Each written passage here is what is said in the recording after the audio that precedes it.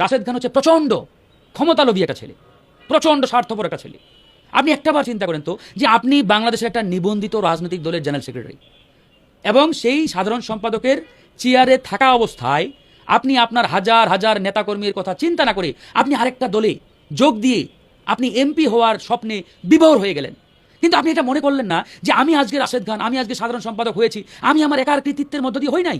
আমার এই পদ, আমার এই কেরিয়ার গড়ার পিছনে আমার দলের হাজার হাজার নেতাকর্মীর স্যাক্রিফাইস আছে। তাহলে আমি যখন আমার এই সহকর্মী নেতাকর্মীদের কথা বিন্দু পরিমাণ চিন্তা না করে শুধুমাত্র নিজের ব্যক্তি স্বার্থ হাসিলের জন্য আরেকটা দলে যোগ দেব, এরপরে বড় বড় কথা বলবো, মানে এর চাইতে লজ্জাজনক ইতিহাস রাজনীতির মাঠে আছে বলে আমি মনে করি না।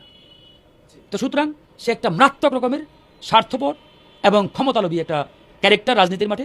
আমি মনে করি এই ক্যারেক্টারগুলো রাজনীতির মাঠে জীবিত থাকলে রাজনীতিতে জনগণের কল্যাণ নয়, বরং অকল্যাণ হবে।